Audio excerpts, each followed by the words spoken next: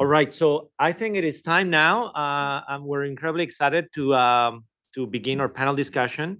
Do we need to do Brandon? Maybe if you could start the slides. So as I mentioned and discussed during my opening remarks, I believe that the future success of our nation's S&E ecosystem is going to depend on an intersectoral response to three fundamental changes in the landscape, as shown in the new policy brief the board published earlier this week. And I'll just highlight that all of you board members have it in front of you. For those of you who are connected through YouTube, you can find it as well. If you go to the National Science Board website, you will find a two-page report that we just released. But let me just briefly summarize it before we begin the conversation. The first is that the landscape of investment of R&D in our nation has changed dramatically. If you just look at the last 12 years, currently the United States, our R&D ecosystem, it's an $800 billion a year enterprise. In around 2010, that number was 300 billion. At that time, 200 of the 300 was funded by business and 100 roughly by the federal government. Fast forward to 22, we are at now 800, of which 600 is funded by business. So we've seen the tripling of that number over a dozen years. And while the federal government role in funding research is the indispensable foundation of it, the majority of R&D is pursued in business. The second dimension that we highlight is the challenge of China. US leadership in science and engineering is being challenged in part due to China's rising investment in S&T. China is also our largest collaborator in many open areas of scientific discovery. But I highlight here, for example, in this chart, that for the first time among a number of other indicators, China surpassed the United States in patents and remains a key leader on many critical technology areas. And the third element of this changed landscape is the rapid increase in the number of jobs that require a workforce with STEM skills. But the figure shows a foundational area we need to address. Raising the level of our students' math proficiency is crucial to the success in science and engineering fields. And this particular critical because there's actually a rising and a rapid increase in the number of jobs that require STEM skills. And what you see here is the challenges that we face as a nation, where we actually lost a lot of the progress we had made over the last 20 years, in part, but not only due to the pandemic. So we've asked today an exceptional panel of experts from across government, philanthropy, and academia to do three things: to talk about how science and engineering landscape has changed in each of their sectors over the last 10 years. We've seen the figures, but they have a unique and privileged position to give us a perspective of what they've witnessed within each of their sectors. Second, to ask where they see areas that require collective action. So central thesis is this changed landscape requires intersectoral collaboration. There are things we should do on our own in each sector, but there are things that we can only do together. What are those that have that characteristics? And third, for those areas that we can only do it together, what are ideas for collective and approaches to make those partnerships effective? I will moderate the panel, including discussion with NSB members and the National Science Foundation Director, and offer some industry perspective as time allows. Before we start, I would like to ask board members and others in attendance to please turn off your cameras and mute your microphones during the presentations. And thanks to all the speakers for joining us for this important discussion. We are honored and pleased that you could be here with us. So allow me to introduce the panelists. Tarun Chhabra is Senior Director for Technology and National Security with the US National Security Council. Before joining the Biden administration, Tarun was a senior fellow at the Center for Security and Emerging Technology at Georgetown University and a fellow at the Brookings Institution. His research focused on U.S. grand strategy, U.S. relations with the People's Republic of China, and U.S. alliances. Tarun is an expert on strategic competition between the U.S. and the People's Republic of China and the implications of the PRC's rising global influence. Rafael Reif is President Emeritus and the Ray and Maria Stata Professor of Electrical Engineering and Computer Science at the Massachusetts Institute of Technology. Rafael is a leader in STEM higher education and in the vital partnership between government and academic institutions. Among his many contributions, Rafael launched MIT's Innovation Initiative to foster education, research, and policy, spearheaded the Institute's online learning activities, and served on the steering committee of the National Advanced Manufacturing Partnership. Crucially, he played a key role in advancing the ideas that ultimately became the CHIPS and Science Act.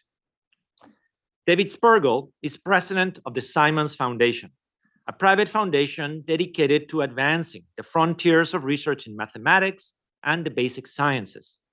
David also chairs NASA's Unidentified Anomalous Phenomena Independent Study Team, has extensive expertise in STEM workforce development. He's the Charles Young Professor of Astronomy Emeritus on the Class of 1987 Foundation at Princeton University, where he was the primary mentor for over 32 graduate students, 35 postdoctoral fellows, and 60 undergraduates. During his tenure as department chair, the department was consistently ranked #1 by the National Research Council. So we're delighted that you're here with us. And let me first turn it over to Tarun for his remarks. Thank you very much, Dario.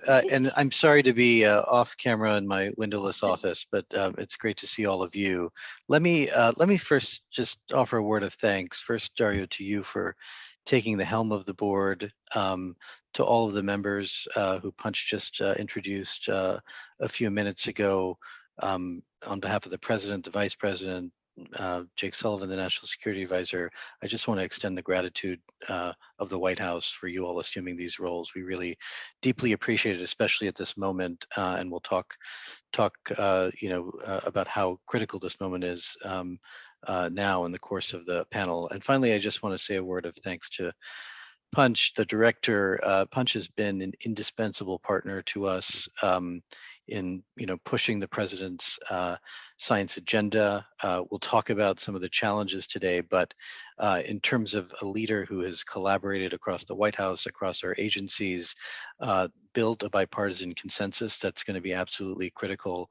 Punch has been the right leader at the right time, and we deeply appreciate that here at the White House. So, Rafael, I won't, Dario, sorry, I won't really spend too much time on the trend lines because I think your presentation has highlighted them quite well. And to be very frank, this trend line, and particularly the private sector share of R&D, is one that we really focused on during the transition planning before we came into the White House and the administration generally. And it helped actually motivate, the push here and across the administration for the CHIPS and Science bill. But obviously the challenge now is first of all, raising awareness that the science part of CHIPS and Science has not been appropriated. You would be surprised at the number of folks, including inside government, who are not always aware that the science part has not been appropriated yet, and what that means for a number of the projects that people thought were going to be put in motion through that bill. And second, I think it's really important to think about the collaborations that you mentioned. So let me say a little bit about, what are some vehicles now? What are some examples that we could try to build on to go to your second question?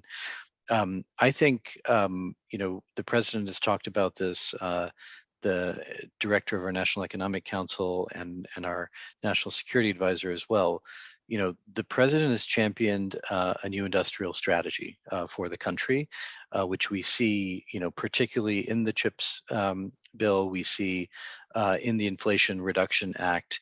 And there are enormous opportunities here to develop the kinds of collaborations that you're talking about, but by tapping market incentives by helping create incentives for investments that serve our national competitiveness and our national security, but still while remaining kind of within the broad realm of market incentives to crowd in private capital wherever we can.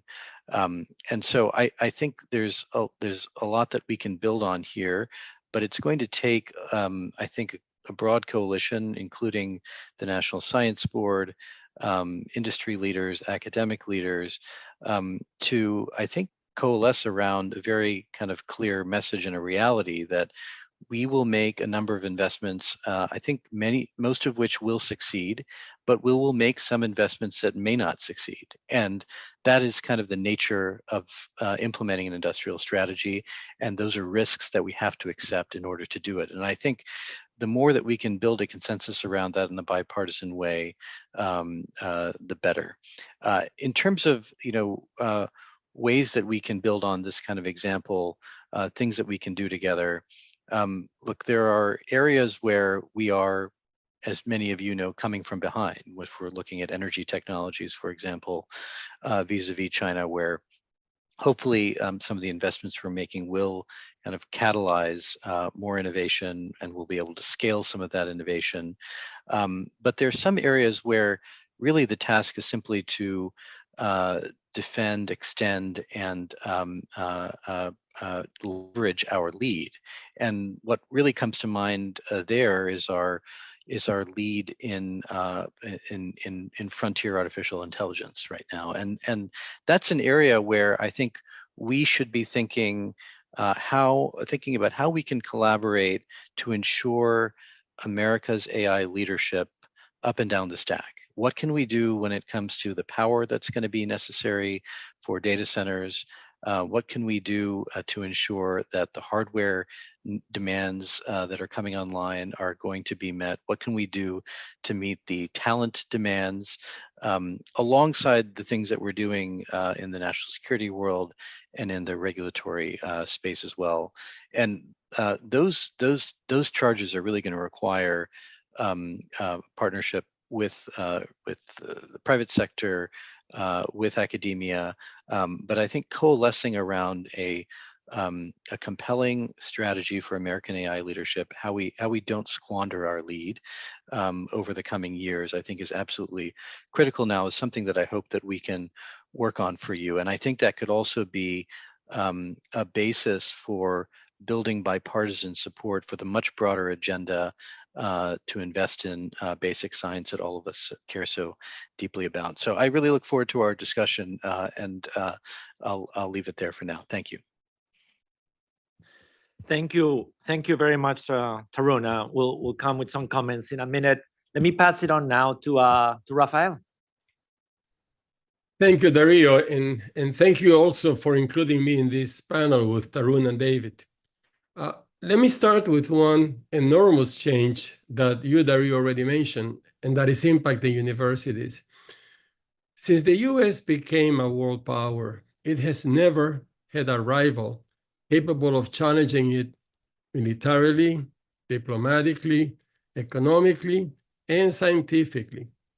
But China is now challenging the US on all those fronts. Universities need to adapt to this new reality and have been adapting. To start with, universities must continue to advance knowledge, not just for its own sake, but also to help the US in this global competition. The US still leads China on the conduct of curiosity-driven basic research. But we need to increase the resources we devote to such research, as it is one place from which radically new knowledge and technologies emerge. In addition, universities also need to conduct, and the federal government needs to fund, more use-inspired basic research. This is not applied research. It is research at the very frontiers of science, yet targeted at overcoming specific problems that stand in the way of innovation. One classic example is the effort at Bell Labs in the 1940s to replace the unreliable vacuum tubes used at the time in telephone systems, an effort that led to the invention of the semiconductor transistor and to a Nobel Prize in Physics. The good news is that thanks partly to the CHIPS and Science Act, the NSF now has a Technology, Innovation, and Partnership Directorate focused on youth-inspired research. The bad news is that, as Tarun mentioned, Congress has fallen far short in funding the science part of the act. Furthermore, we need to ensure that the US reaps the benefits of homegrown discoveries and inventions. At MIT, about a decade ago, we became deeply concerned that some of the most groundbreaking inventions emerging from our labs did not advance to commercialization because of the lack of long-term patient capital. In fields as important as clean energy and regenerative medicine, the timeline to commercialization for risky new technologies was simply too long for most private investors. This led MIT to create the Engine in 2016, our own accelerator and venture capital fund for tough tech, which today includes 50 innovative companies in its portfolio. But this is just one investment structure in just one place. We need many more throughout the nation. The CHIPS and Science Act recognizes this by authorizing the NSF to help start similar organizations. The danger of ignoring the limited availability of patient capital is that entire fields may stall out, and worse yet, they may end up being developed first in competing nations. In recent years, many in the country's political leadership have recognized that the domestic manufacturing of critical technologies is a national and economic security imperative. With semiconductors, lithium-ion batteries, and solar hardware, the US now is trying to recapture manufacturing industries already largely lost to Asia. We should not repeat this history with the transformative technologies currently emerging from American universities. Our focus should be on incentivizing and de-risking private investments in the domestic manufacturing of critical emerging technologies. There are a variety of ways to accomplish this, most outside the NSF's purview, including tax policies, government procurement contracts, and possibly a new US government corporation to provide some initial capital. And in our universities, we should carry out advanced manufacturing education and research to support domestic manufacturing. American universities are also challenged by the need to carefully balance national security concerns with the many benefits of academic exchanges with China, and it's great that Tarun is here with us this morning in this panel.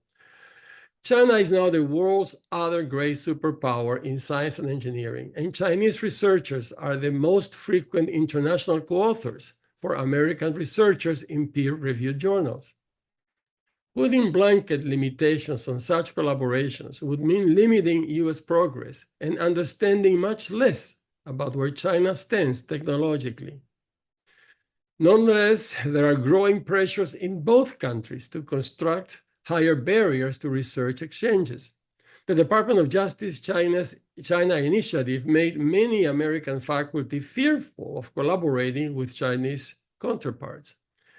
China increasingly limits the exporting of data of all kinds, which obviously is antithetical to the practice of open science.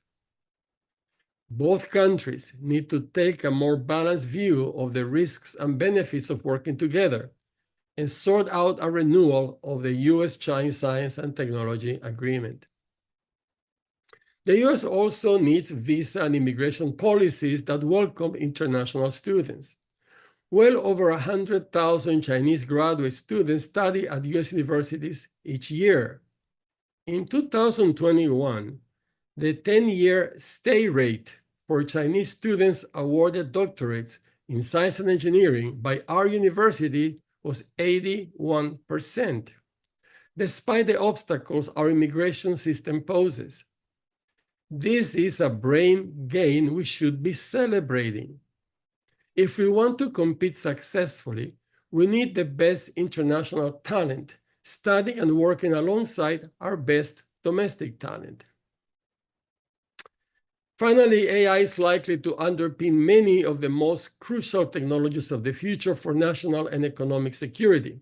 So it is one of the most relevant areas of competition between China and the US.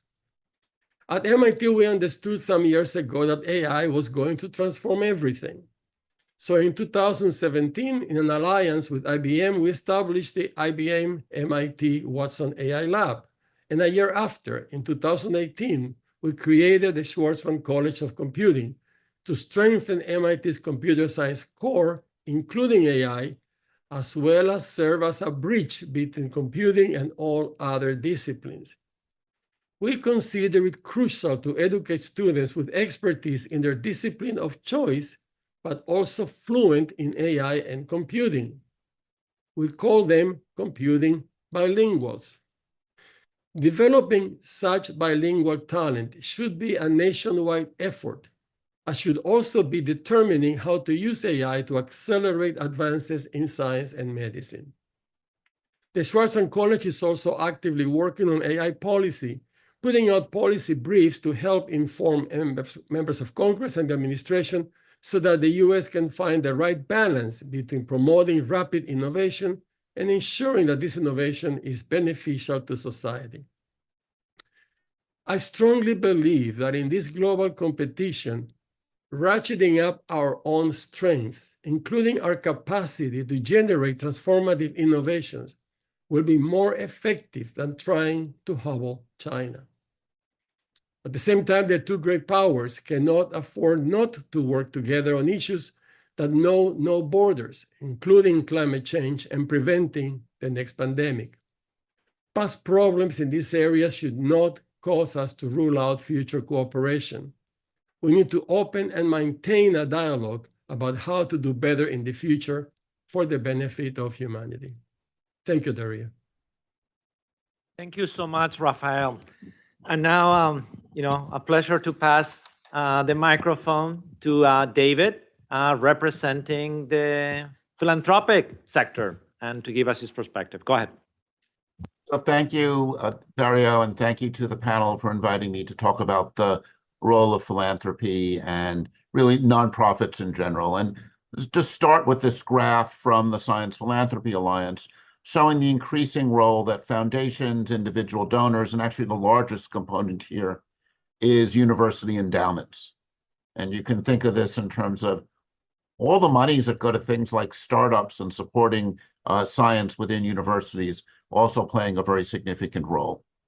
As we look at this philanthropic support, something I think that's important to keep in mind, and they could have the next slide, is that most of the monies is actually flowing to the biomedical sector, right? When we think about philanthropy, Simon's Foundation, in a sense, is an unusual one in that we're one of the foundations with a focus on basic science.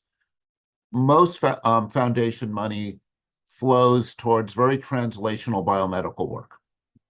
And that's important, but it really is going primarily into that sector. And if you look at areas like the physical sciences or mathematics, you'll notice that a larger share of funding flows towards those areas from federal funding than it does from the nonprofit sector. So that I think federal support in those areas are important. And as part of an organization with a focus in the nonprofit support of those sectors, we're working to encourage others to see the value of putting more resources into areas which really are so fundamental. There are a number of ways in which I see philanthropy working together with the federal sector. If we look at the next slide, I think of this, the funding landscape in terms of polyphonic music. Our role as a philanthropy is to listen to the music the federal government plays and think about what we can do that enrich that structure. That often means working in different ways, using different funding mechanisms, or timing things in different ways. And sometimes that means funding projects that are difficult for federal funding. We've been funding work on solar radiation management, doing some of the basic science there, but it's been a controversial area that's been difficult to fund. We fund the archive, which has been hard to find how to fit something like that into the context of the NSF funding structure, and is an important part of the, I think, basic infrastructure of science is things like the archive and bioarchive and meta archive, which are funded by our colleagues at the Chan Zuckerberg Institute. And I think we can play an important role funding things across boundaries, both intellectual, but particularly internationally. For us, it's relatively straightforward to send funds abroad so that we and Chan Zuckerberg and several other funds are working with the national academies in complementing the NSF's contribution to Impress You, where we're the ones sending funds to institutions in Ukraine. We do not fund, as an organization, research in China, but we fund a great deal of work. In fact, about 20% of our funding flows outside the US to scientists in Canada, Europe, Africa, South America, other parts of Asia, and often in the form of supporting collaborations. I think as we think about the US's role, things we do that isolate China often isolate other international partners. And it is, I see, very important for the US to remain the focus of international collaborations, where we work closely with our superb colleagues throughout the world. And I think the foundation funding has the ability to do that. Other ways in which we complement federal funding, and we at Simons have worked closely with NSF on things like co-funding calls, such as the National Institute for Theory of Mathematics and Biology, the AI Astronomy call that's out now. And I think if you look at the interaction between foundation funding and NSF funding, there are projects that have been started with foundation funding, the Sloan Digital Sky Survey, initial funding for what became the Rubin Telescope, our role in Simons Observatory, where those projects then competed successfully for NSF funding as they grew. There are areas where NSF initiated important centers, and one that comes to mind is the Institute, what was the Institute of Theoretical Physics at UC Santa Barbara, where now foundation funding, and of course, Kavli made it the Kavli Institute for Theoretical Physics, KITP, and there's significant support by more Simons and other private donors that support that vibrant center. The foundations can also play a role in doing things that spur university to change. And I think a very important area is increasing the diversity of the communities that are engaged with STEM fields. And I think foundations can do things that sometimes are politically more complex for the federal government. We can also do things that I think can drive some needed culture change within the university system. I think, for example, we undervalue the people who develop scientific software for long-term big projects. That's not seen as a track to faculty jobs. We are training these superb postdocs who do vital work and do not offer long-term career developments. And I think foundations can play roles in doing things of that sort and generating these kinds of cultural change. Another example of foundation collaboration that I wanted to mention, particularly in the light of AI, and this is something we're not doing with the federal government, but with state government here in New York, is the Empire AI program, whose goal it is to make supercomputing, GPU-based supercomputing available to researchers throughout New York State. And this is an exciting partnership that brings together contributions from private universities, Cornell, Columbia, RPI, and NYU, each contributing about $25 million a year, $25 million to the program. we're contributing it at that level, as is the Secunda Foundation, and the state of New York is contributing about $250 million. And we're also funding a program at CUNY where we're going to help create 20 new faculty positions in computational science and help CUNY, which is a place that has an extremely diverse student population, strengthen in AI and make use of this new facility and grow a population of a community of people that we hope will play a leading role in that field in years to come. And I think another role that foundations can play, and this has happened, I think, much more in the biomedical field, is providing some patient capital that leads to transition to market. That's often done for rare disease where there's not sufficient market. Creating the drugs do not align with market forces. There's not enough money invested in it. There's not enough profit there. But foundations are now exploring ways in which they can be patient capital to enable translation to market. And I think one of the things that, if I have the next slide, that foundations have been most important is ways in which we can help think about and create new fields. And I just wanted to give this example because it's on my mind and we're working on it now, which is computational pure math and thinking about the role that computers can play in proving and testing theorems using things like Lean that actually grew out of the computing industry from Microsoft, and seeing if we could stimulate new insights in mathematics. The notion here is not just to do applied math and solve PDEs, but prove theorems about this. And we're exploring this as a new initiative, thinking about both the opportunities and in many ways the cultural obstacles that exist in the math community against doing this.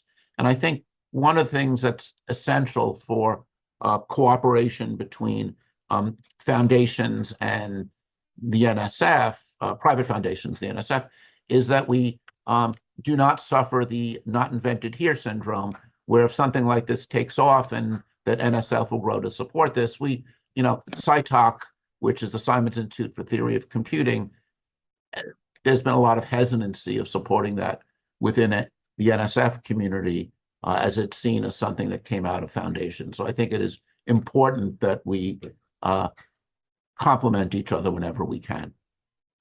And the next slide. Sorry, I want to have a few more comments.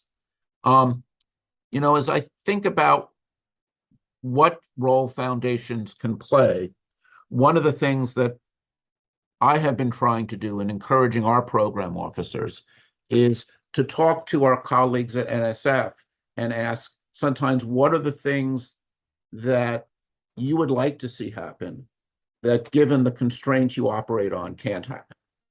And I think that's one of the many ways in which we can be complementary. I should note, while I've been trying to talk about the philanthropic sector as a whole, it is a sector that operates quite independently in that each foundation makes its own independent decisions on what it does and how it operates. And in many ways, people say, if you've seen one foundation, you've seen one foundation.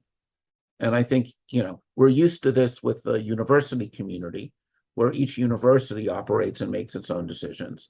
But I think the nature of science foundations is, and foundations in general, this is actually more true in other sectors, they really operate as very much independent organizations. And as one thinks about how to work together, in the current environment, each one of them operates individually. I would note that I see for the sector, one of the opportunities is there's actually a growing community of people who have become wealthy in science and technology. And some of them have begun and made substantial contributions towards foundations that are giving back to basic science. And I think there's an opportunity in the coming years to stimulate more monies like this. And in such a tight environment, I think we can look at, to be blunt, the technology industry. There's a lot of new monies there.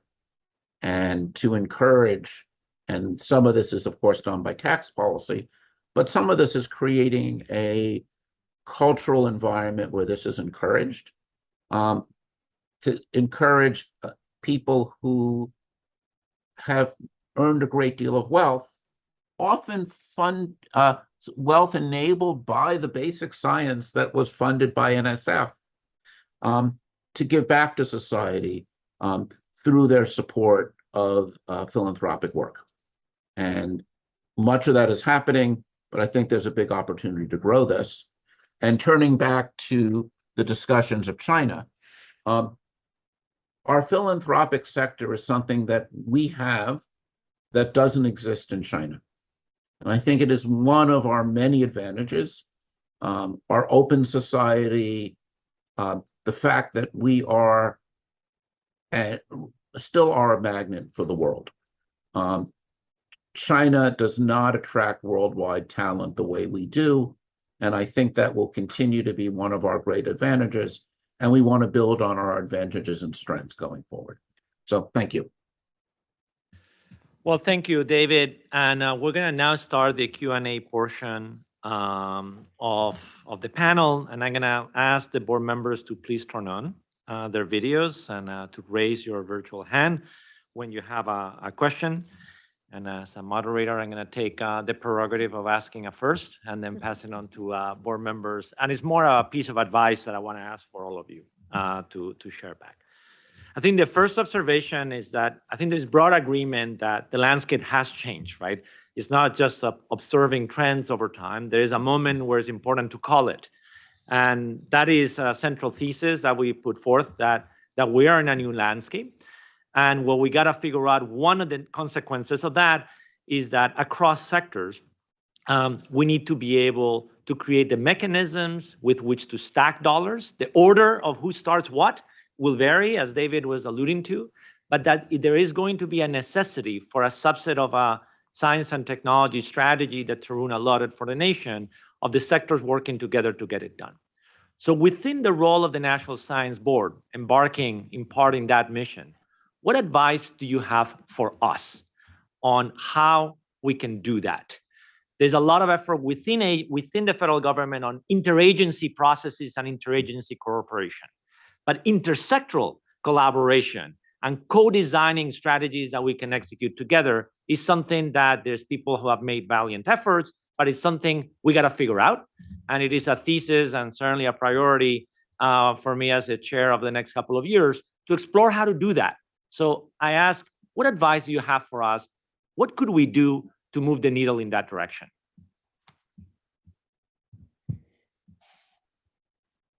David, if you want to go first, like you raise your hand and then. Yeah, so I think what NSF, I would start by saying, has been better at this than with the philanthropic sector than any of the other agencies we work with. So I want to begin by complimenting NSF.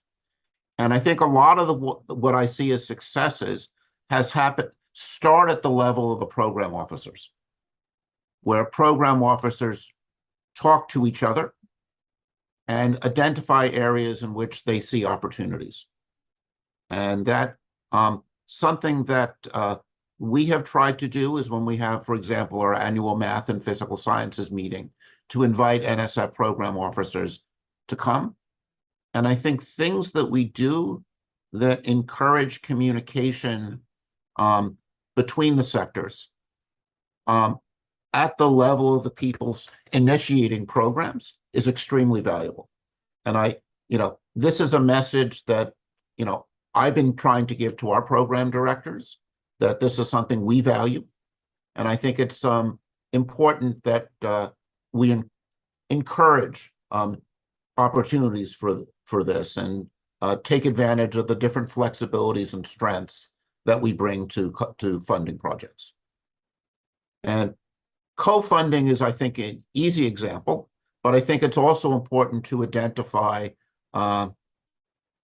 where there are areas where it's difficult for the federal government to fund, and where philanthropy can make a unique contribution, and areas where the federal government is going to make significant investments. And I had a very useful conversation about 3 years ago with Tom Zabrukin, who was then leading the Science Mission Directorate at NASA, where we talked about some of the things NASA was likely to fund in the next 5 years. And we stepped back from those areas, and areas that would be difficult for them to fund that they thought were important, he thought was important, and we made choices to fund in those areas. So sometimes one works together by not working on the same thing, but complementing each other. Thank you. Thank you. Rafael or Tarun, any thoughts on advice for us on this front? Well, I would love to hear from Tarun first, but you mentioned my name first, Darío, so let me. I think one thing that works, we almost have in universities a kind of bilateral relationship with government, like with NSF, or a bilateral with philanthropy, like with David's foundation. And then we do the basic science that way, and then innovation comes up, and then we have a bilateral relationship with industry in which things get channeled. So these three organizations actually work with universities separately, and we're all trying to get the same mission. So how we look at that and how we find ways in which we can accelerate what we do bilaterally and do it, as you said, cross-sectoral, that has to be thought out. We don't have a model that works very well right now. The bilateral approach works, but it could work much better and much stronger if we find a way, as you said, Darío, to make it more cross-sectoral. Yeah, thank you. It's an example of the work ahead, like the part that we don't know how to do well, that we could make a real difference if we advance. So Tarun. Yeah, thank you, Darío. So, yeah, I very much agree with Rafael's point and some of David's recommendations. I would offer two thoughts. One is the work that Punch and Secretary Raimondo are doing collaboratively with others on national tech hubs, I think, is a real opportunity for members of the board to collaborate on strategic planning for those hubs and to find ways to contribute in a number of ways. And I think those offer a really great platform. They also have the added benefit of having kind of built-in political constituencies who really care about their success. And so you kind of have members of Congress who really care. You have governors and mayors who are going to be deeply invested in them and will be strong allies. So that's one area that I would strongly encourage. I think the second is just to help. I think engagement here at the White House with the NSC, with the National Economic Council, and our OSGP colleagues can be very helpful, even if it's informal, to the degree that you have informal working groups who are constituted by members of the board who will have a sectoral focus or have a certain institutional focus. You can help us with our strategic planning. Essentially, you can help us think through, once we have developed a policy priority, how best we can implement it and provide that, provide really crucial advice to the degree that you can be, flexible and basically help tell us how best to organize to do that. And so I think those are just a couple of ways where we found interactions to be very, very helpful. I just had a chance, Rafael, to meet with Sally, your successor, this morning, actually, to kind of talk about ways we could do this and actually build a coalition with universities. And I think, as many of you know, we have leading universities in red states and blue states, and I think there are opportunities to build, bipartisan coalitions with some of those collaborations as well. Thank you. I think that's very helpful, and certainly a role that the NSB would cherish, and to bring those kinds of coalitions in those formative stages of policy making. So we have a good list. I'm going to pass it. So Kevin, Dorota, Marvi, Julia, Suresh, and Deborah. We'll see how many we get through. But Kevin, please go ahead and get started. Thank you, Darío. Thank you to the panelists. This is such an important and timely conversation. In the spirit of this conversation being indeed around the changed landscape that our board chair laid out this morning, I want to ask about one of the pillars of that changed landscape vision, being the idea of an NDEA 2.0 and envisioning a kind of re-injection of rocket fuel, if you will, into our need for STEM talent development, and in particular, our domestic STEM talent development. I wonder, NDEA 1.0, as it were, did not have the benefit of significant cross-sector collaboration. It did have the benefit, as it were, of the jolt of Sputnik to animate the public and Congress around making major investments in that area. I guess my question to you would be, what are your perspectives on this idea of an NDEA 2.0? And specifically, what opportunities might you imagine for cross-sector coalition and collaboration? And how might we advance such an idea without a beeping satellite over our heads? Well, Darío, if I may jump very quickly to Kevin's question. I feel very strongly about that point, Kevin. I think two issues. One point that doesn't seem to be well understood, although this body, the NSF, understands very well, and Darío outlined it very well, is that we have a jolt. We have China as the jolt, but people, we don't see it in the sky. We're not being scared by it, but it's really affecting us significantly. But the general public doesn't seem to realize it. So we have the jolt, and we have to respond to that. What I have seen and David is also familiar with universities, and Tarun as well, is, look, we have a problem of access and opportunity. Access to higher education, and even if you have the access, how on earth do you take advantage of it if you don't have the resources? I'm not talking about paying tuition, I'm talking about eating. I mean, just to support yourself. I mean, if you look at the numbers, I think the last time I checked, more than 60% of adults in the US over 25, more than 60% do not have a bachelor's degree. So we have a tremendous inadequacy on preparing our human capital to the world that's coming.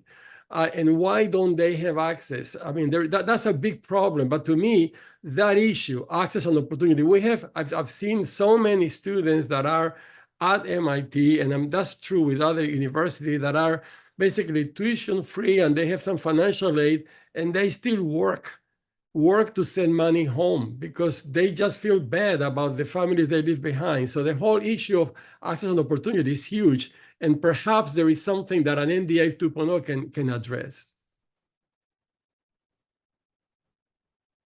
Kevin, I'll add to that we had a lot of transition papers, some of which have come to fruition, some of which have come half to fruition, and some of which have not.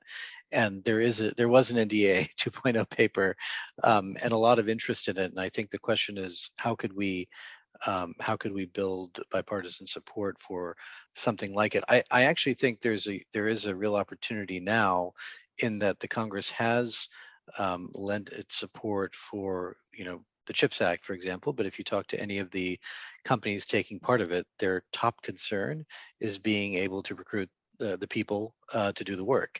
And so, our encouragement to industry in that sector has been to put all the energy that they put behind getting the bill done to now making the changes we need to both cultivate the talent domestically, and also to work on immigration policy as well as a shorter term requirement, just given the length of time required. But I think there really is an opportunity here to work on this, particularly if there's an appetite, as there might be, to work on other sectors that might be, for example, biotechnology and biomanufacturing in a new Congress. There may be defense sectors as well.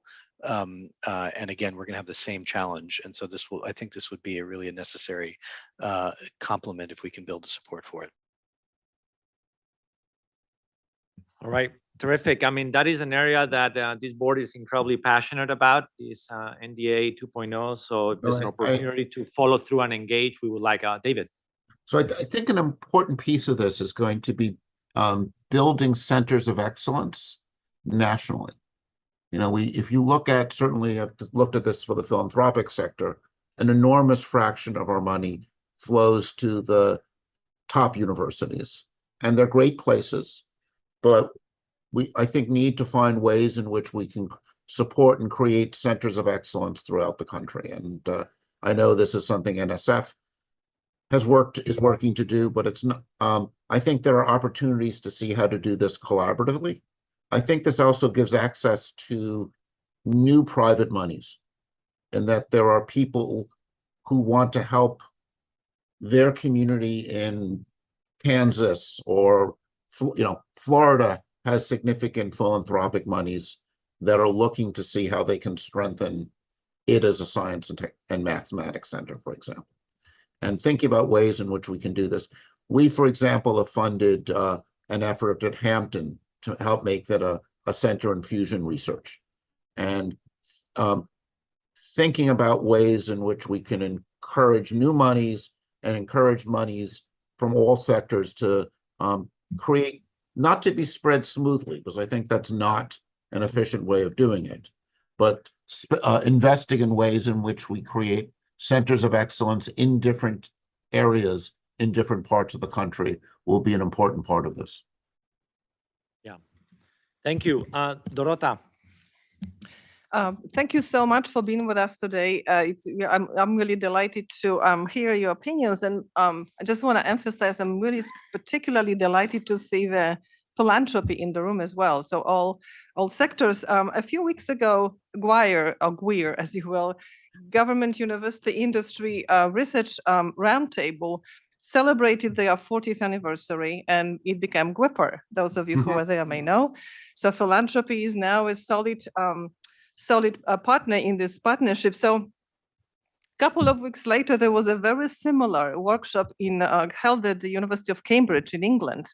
The underlying finding, or maybe conclusions were over the last few tens of years, we have become quite good, reasonably good in bilateral agreements or partnerships. Now we are talking about cross-sectoral, right? And that's a somewhat different, or a significantly different game, as partners have different motivations, they have different barriers, they have different points of access. So could you maybe give us your sense on how we are going to move the needle? What are the key actions for universities, for governments, for industry, and also philanthropy, and many other stakeholders that are in the game as well, to advance our ability to deliver really effective partnerships that would be able to tackle those most challenging, large-scale, complex societal and global challenges? Well, Dorota, I can answer from the university point of view. I think in university, and you, all of you know universities very, very well. I mean, the goal, the mission, besides education, is to advance knowledge. And all we want to do is do research. And if the money comes from just NSF or comes from NSF and IBM, we welcome it. We just want to move the needle. So we don't have a strong position. I don't speak for all universities, but I think all of us understand these institutions, and you probably have your own views on that. But we just need the resources to move the needle. All we want to do is make things better, is understand more, is help. And if we can work with others, with scientists in industry or scientists in other universities or scientists in other countries to move the needle, we'll do so. But on the funding part, if it comes by a single institution or by a consortium, we can work either way. We just want the opportunity to move the needle and to educate as many people as possible. So, Chair, I would just add that we've tried to create some new platforms for these kinds of collaborations with our key partners and allies, U.S. partners and allies, and Punch knows this well because he's been a critical player in a number of these. But given the head of state and national security kind of leadership interests in foundational technologies, we've now set up a series of dialogues that are led by head of state, cabinet officials, including the National Security Advisor here, with Korea, with Japan, in a trilateral format with both countries, now with India as well, and also with Europe, the Trade and Technology Council. And so those are all opportunities where you can engage not just in a government-to-government conversation, because in each of them we brought in what we call track 2 or track 1.5 participation. So we have university leaders there, we have industry leaders there as well, and it's really designed to impress upon everyone that we see our, especially with allied countries, shared science and technology ecosystems where we want to encourage cooperation, even as the environment with China is going to become more and more difficult. Okay, Marvi, you can ask a quick question. Thank you for being here and for all your remarks. Super interesting conversation. One of the panelists, I think it was David, mentioned that foundations make independent decisions. We don't see this in foundations. He also mentioned that we see this at universities. I've seen that at departments of universities between within that university. And I have also seen it, of course, in industry, but industry have a different value system, right? Like competition is paramount for survival. I would say that competition is actually a part of the thread or a part of the fabric, is threaded into the fabric of the American culture. And I think that's actually a value that is difficult to overcome, sometimes to our detriment. In an environment where Darío is inspiring us with a great speech at the beginning to work together and combine efforts, my question to you is, how do we build models that perhaps showcase and shine light on the power of collaboration over competition? And how do we overcome perhaps, our own values and value system in the US? And then finally, who should lead this, right? Because we can say, well, is it the agencies? Is it the government? Is it the academies? Like, if we were to build a model of an integrated and dynamic system that could be used to optimize how we partner, who would lead that effort?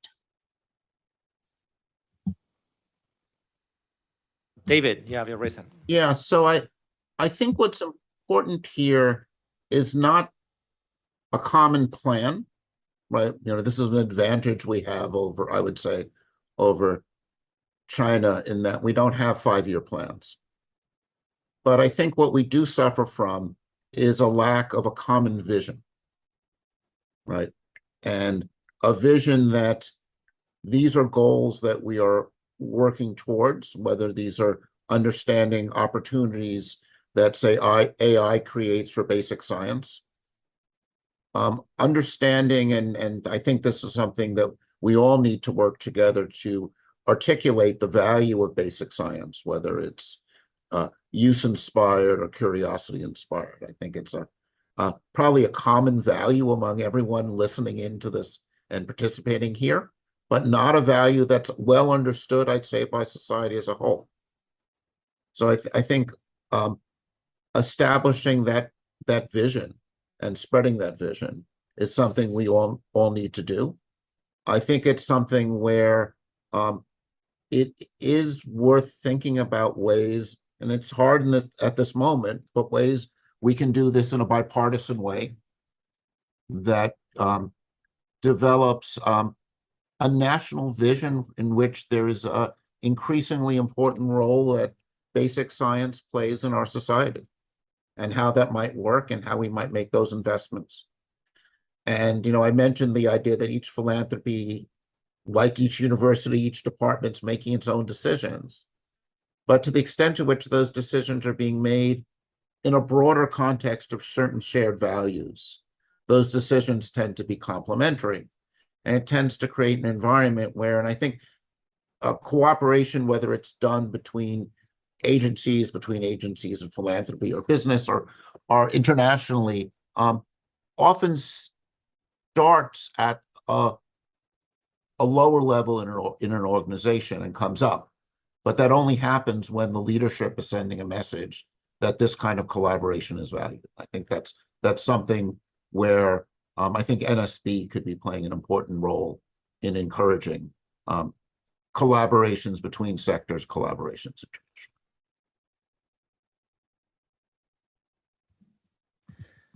Okay, I am a fan of keeping things on time. So I want to thank the panelists for joining us in what is the beginning of a conversation, right? Not the end. I gotta say personally that the three of you, each one of you independently has always been a good friend and mentor on many things. And I've learned so much from you, and this has been no exception. And that I know that speaking on behalf of the board, we're all looking forward to a tight and collaborative engagement as we move forward on this mission. So thank you very much. Thank you. Thank you. Darío, thank you, Punch. For